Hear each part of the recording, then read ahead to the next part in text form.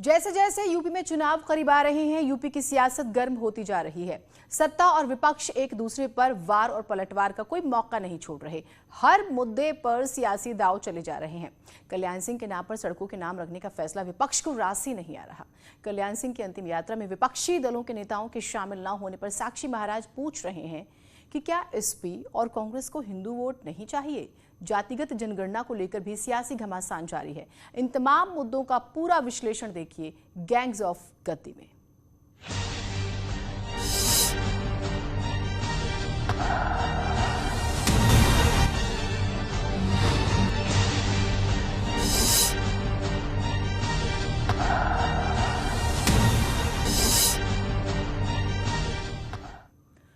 तो कल्याण सिंह की अंतिम यात्रा में विपक्ष के शामिल न होने को लेकर बीजेपी सांसद साक्षी महाराज की बात करें तो उन्होंने अखिलेश यादव और सोनिया गांधी पर निशाना साधा। साक्षी महाराज ने सवाल किया कि क्या समाजवादी पार्टी और कांग्रेस को राम भक्तों और हिंदुओं का वोट नहीं चाहिए। साक्षी महाराज ने आरोप लगाया है कि तुष्टीकरण की सियासत के लिए विपक्ष सियासी मर्यादा ही भूल गया। लेकिन चौहान साहब इस बात को रिकॉर्ड कर लेना कि मैं गोली नहीं चलाऊंगा, गोली नहीं चलाऊंगा, गोली नहीं चलाऊंगा। यही कल्याण सिंह की पहचान थी।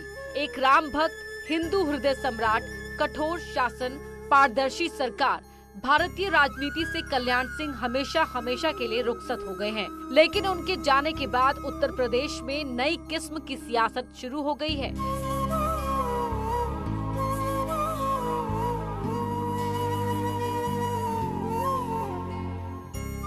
कौन राम भक्त है और कौन नहीं। सोमवार को जब कल्याण सिंह की अंतिम यात्रा निकली तो उसमें अखिलेश यादव, मुलायम सिंह यादव, सोनिया गांधी, राहुल गांधी और प्रियंका गांधी नहीं दिखी। ये नेता श्रद्धांजलि देने के लिए भी नहीं आए थे। इसी बात को बीजेपी ने हवा दे दी। पहले डिप्टी सीएम केशव मौर्य, सांसद सुब्रत पाठक और अब सांसद साक्षी महाराज इस मामले में 2 कदम आगे निकल गए। कुंभ इतनी भीड़ देकर के मैं अचंभित था, पर सारे के सारे घटनाक्रम में लखनऊ से लेकर अलीगढ़, अलीगढ़ से लेकर के नरौरा बुलंदशहर तक अखिलेश यादव कहीं दिखाई नहीं दिए। कांग्रेस की सोनिया, राहुल गांधी, प्रियंका ये नहीं दिखाई दिए। मुझे लगता है कांग्रेस को, सपा को राम भक्तों का वोट नहीं चाहिए, हिंदुओं का वोट नहीं चाहिए, केवल मुसलमानों का वोट चाहिए। श्रद्धांजलि देना या ना देने का सियासत से क्या वास्ता है। इसको इस तरह से समझा जा सकता है कि कल्याण सिंह की पहचान हिंदूवादी नेता के तौर पर थी। उनके मुख्यमंत्री रहते ही अयोध्या से विवादित ढांचा गिरा था। समाजवादी पार्टी और कांग्रेस खुद को सेक्युलर पार्टी के तौर पर प्रमोट करती है, इसलिए उन्हें डर था कि अगर वो कल्याण सिंह को श्रद्धांजलि देने जाते तो उनका मुस्लिम वोट बैंक खिसक सकता था।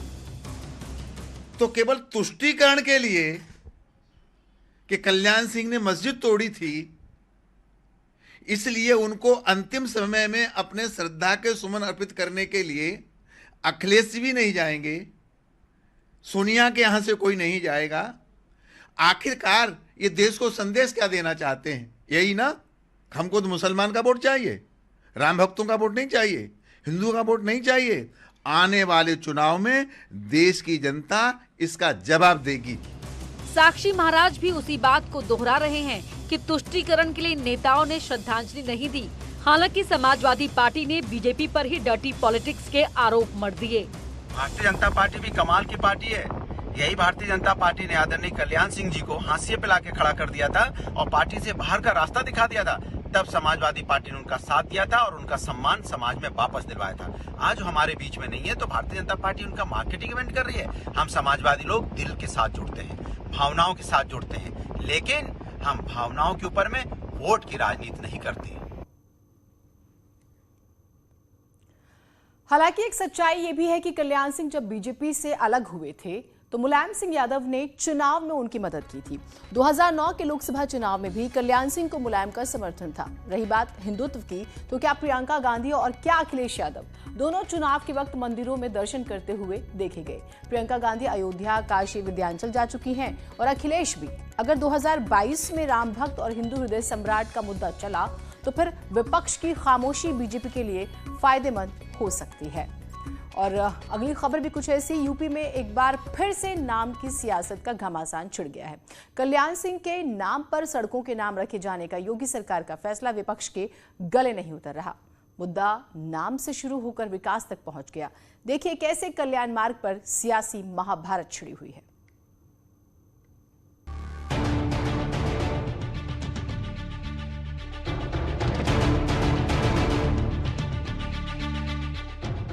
राम मंदिर आंदोलन के महानायक कल्याण सिंह के नाम पर सड़कों के ऐलान को लेकर सियासत जोर पकड़ती जा रही है। योगी सरकार ने कल्याण सिंह के नाम पर अलीगढ़, एटा, बुलंदशहर, प्रयागराज और अयोध्या में 5 सड़कों का नाम रखने का फैसला क्या किया, विपक्ष की ओर से आरोपों की झड़ी लग गई। समाजवादी पार्टी ने योगी सरकार में हुए विकास पर ही सवाल खड़े कर दिए। अच्छी बात है, आदरणीय कल्याण सिंह जी के नाम से 5 सड़कों का नामकरण कर रही है सरकार। उससे भी अच्छा होता अगर सरकार 5 नई सड़कें बिना गड्ढे वाली अगर उनके नाम से बना देती तो शायद उनको ज्यादा अच्छा लगता। वहीं दूसरी ओर कांग्रेस को कल्याण के नाम सड़कों में सियासी चाल नजर आ रही है।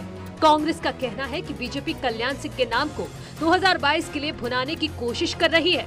तो वहीं कांग्रेस का आरोप है कि योगी सरकार के पास विकास के नाम पर गिनाने के लिए कुछ नहीं है, इसीलिए नाम बदलने की सियासत की जा रही है।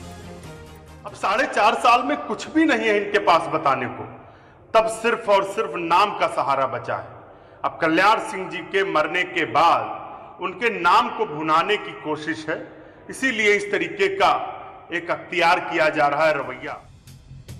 वहीं दूसरी ओर ओवैसी तो कल्याण सिंह के नाम पर सड़कों के ऐलान से खासे नाराज दिखाई दे रहे हैं। ओवैसी से जब कल्याण सिंह के नाम पर सड़कों को लेकर सवाल किया गया तो वो भड़क गए और योगी सरकार पर निशाना साधने लगे। गंगा के पानी के ऊपर लाशें तीर रही थी, नाम बदलने से क्या किसी को ऑक्सीजन मिल गया?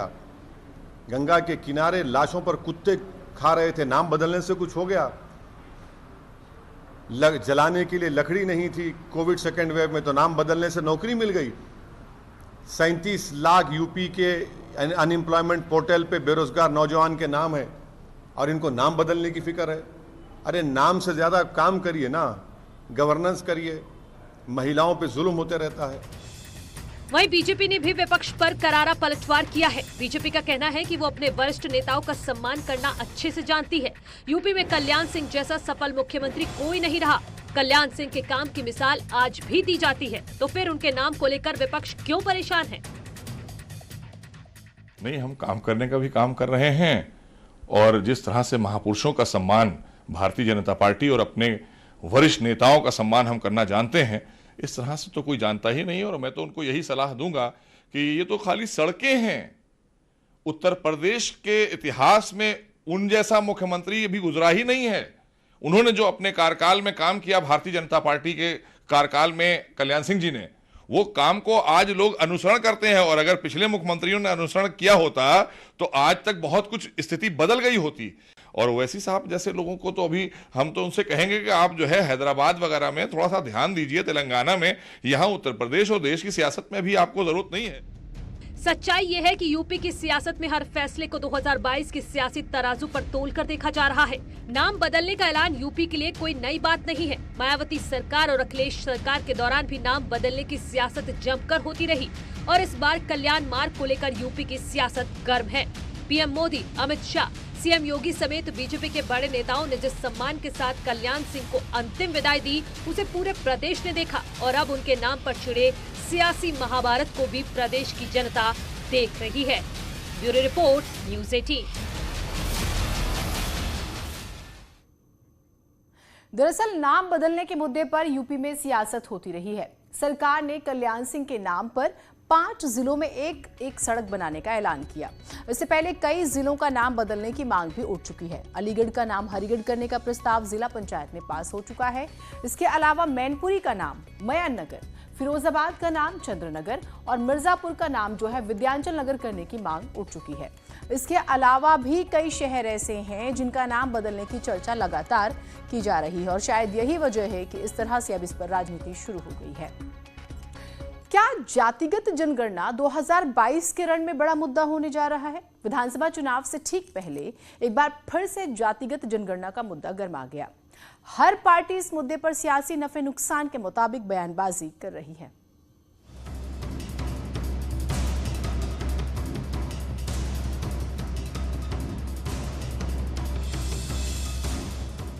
जातिगत जनगणना के लिए बिहार के नेताओं ने जो सियासी बिगुल फूंका, उसकी गूंज यूपी से होते हुए दिल्ली तक पहुंच चुकी है।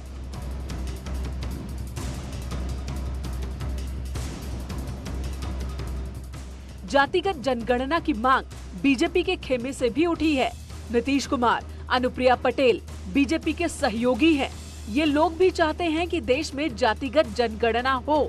जातिगत जनगणना होगी या नहीं, इसका फैसला भारत सरकार को करना है, लेकिन केंद्रीय मंत्री कौशल किशोर इसे विरोधियों का डर बता रहे हैं। ये लोग जानबूझ करके, इनके पास कोई मुद्दा नहीं है, कुछ बचा नहीं, क्योंकि बिजली का कनेक्शन हमारी सरकार ने मुफ्त में लोगों को दे दिया। लोगों को जहां 8 घंटे बिजली सपा बसपा कांग्रेस की सरकार मिलती थी, अब ग्रामीण क्षेत्र में 18 घंटे और शहरी क्षेत्र में 24 घंटे बिजली मिलने लगी। हार का डर है क्या विपक्ष को? विपक्ष के पास ऑलरेडी विपक्ष हारा हुआ है पहले से, और जो सीटें बची हैं उनको बचाने के लिए जो है विपक्ष संघर्ष कर रहा है कि इसमें से भी कुछ सीटें बचेंगी कि ये भी सीटें भाजपा के खाते में जाएंगी। इसलिए वो डर रहे हैं, इसलिए जो है बीजेपी पर और हमारी सरकार पे बेवजह का हमला कर रहे हैं, बेबुनियाद आरोप लगा रहे हैं। मनमोहन सिंह सरकार ने जातिगत जनगणना करवाई थी, लेकिन उसकी रिपोर्ट 2015 में आई। नरेंद्र मोदी सरकार ने जातिगत जनगणना के आंकड़े जारी नहीं किए। इस पर समाजवादी पार्टी के सांसद एसटी हसन ने भी सवाल खड़े किए। कोई आधार तो होगा, नहीं होगा कि रिजर्वेशन कैसे मिले और कितना मिले, उसके आधार पर तो दिया जाएगा। जातिगत जनगणना, मेरा आपसे सवाल ये है कि जातिगत जनगणना ना कराने का क्या सेंस है, इससे क्या नुकसान है? कोई नुकसान है? जातियां तो हैं देश में।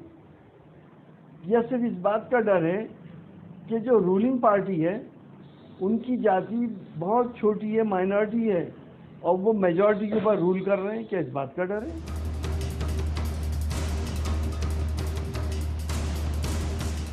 जातिगत जनगणना के सहारे देश में नई सियासी बिसात बिछ रही है। अखिलेश के साथ साथ मायावती भी जातिगत जनगणना की हिमायती हैं।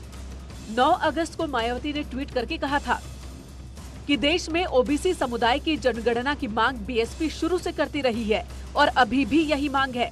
जातिगत जनगणना को लेकर बीजेपी अगर कोई सकारात्मक कदम उठाती है तो बीएसपी संसद के अंदर और बाहर दोनों जगह इसका समर्थन करेगी। दरअसल उत्तर प्रदेश की सियासत में ओबीसी निर्णायक भूमिका में है। मंडल कमीशन के बाद ओबीसी और दलितों के इर्द गिर्द सूबे की राजनीति सिमटी हुई है।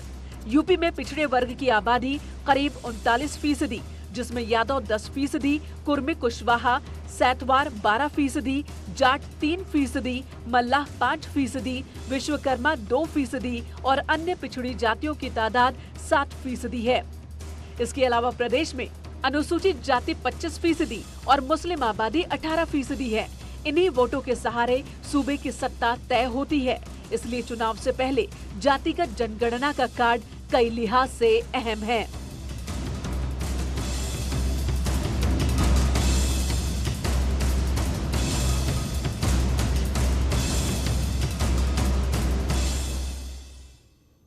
एक छोटा सा ब्रेक ले रहे हैं, कहीं मत जाइएगा।